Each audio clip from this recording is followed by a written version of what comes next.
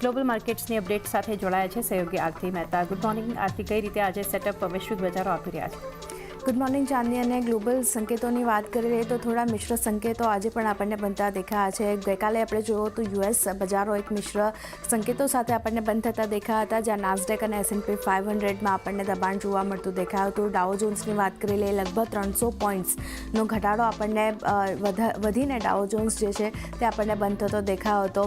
S&P 500ની વાત કરી લઈએ તો ગઈકાલે લગભગ 1% વધુની વેચવાલી જે છે તે અહીંયા આપણને બનતી દેખાઈ હતી ને 1999 પછી S&P 500માં એક દિવસમાં સૌથી વધુ ઘટાડો આપણે જોયો છે.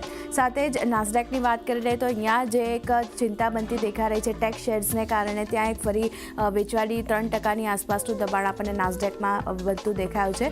એને કારણે એક ફોકસ જે છે તે ઓવરઓલ માર્કેટ પર રાખવાનું રહેશે.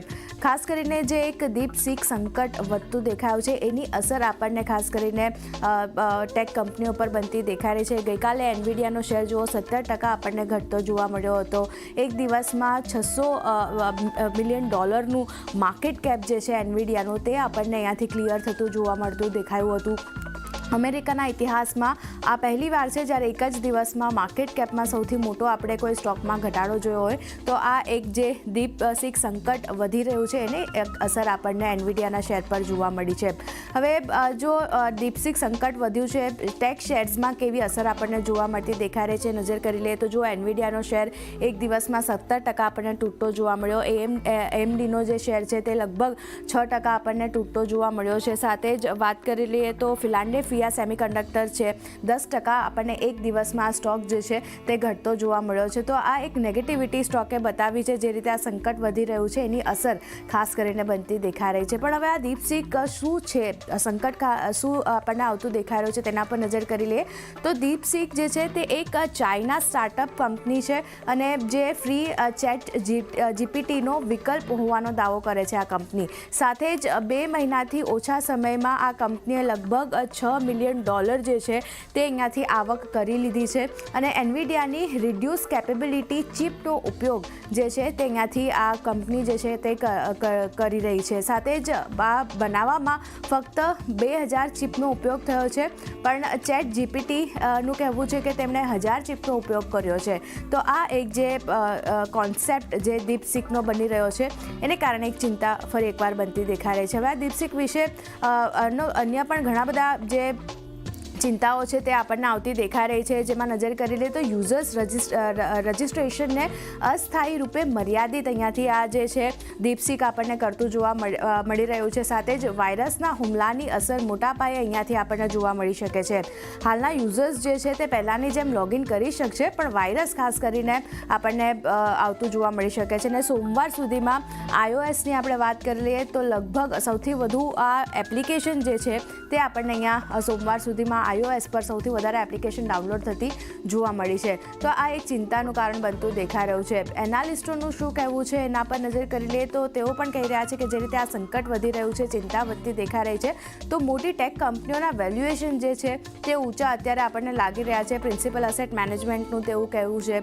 સાથે જ ડાયવર્સિફિકેશનની હવે જરૂર છે તેવું પણ તેઓ માની રહ્યા છે અને લોકોએ ટેક કંપનીઓ સિવાય અન્ય કંપનીઓમાં પણ રોકાણ કરવું જોઈએ. એટલે ટેક શેર્સથી થોડું દૂર રહેવાની સલાહ જે છે તે આપણને મોટાભાગના એનાલિસ્ટો જે છે તે આપણને આપી રહ્યા છે. સાથે જ રોકાણકારોએ હવે જાગવાની જરૂર છે. મર્ફી અને જે સિલ્વેસ્ટર વેલ્થ છે તેમના તરફથી એવા નિવેદન આવતા દેખાઈ રહ્યા છે. તો એક ચિંતા ખાસ કરીને ઓવરઓલ આઈટી સેક્ટર માટે આપણને બનતી દેખાઈ રહી છે. બીજી બાજુ વાત કરી લઈએ ટ્રમ્પ અને કોલંબિયા વિવાદ જે ચાલતો દેખાયો છે. ગઈકાલે આપણે જોયું હતું કે ટ્રમ્પે ખાસ કરીને યુએસ સરકારે કોલંબિયા પર જે ટેરિફ લગાવવાની વાતો આવી હતી, તો આજે ક્લેરિફિકેશન આવતું દેખાયું છે. અમેરિકા જે છે તે 25% ટેરિફ અહીંયાથી કોલંબિયા પર નહીં લગાવે, કારણ કે કોલંબિયા જે છે તે પ્રવાસીઓને પાછા લાવવા માટે યુએસની જે શરતો છે તેને ખાસ કરીને તેની સાથે આ શરતો સાથે સંમત થયું છે અને સ્થળાંતર કરનારાઓ સાથેના વર્તન અંગે બ્રાઝિલે યુએસ રાજદૂતને સમન્સ પણ પાઠવ્યું છે. તો આ એક થોડી ઘણી રિલીફ ખાસ કરીને આપણને આવતી દેખાઈ રહી છે, પણ ફોકસ ખાસ કરીને ટ્રમ્પ ટ્રમ્પની નીતિઓ પર હજી પણ આપણને બનતું જોવા મળી શકે છે.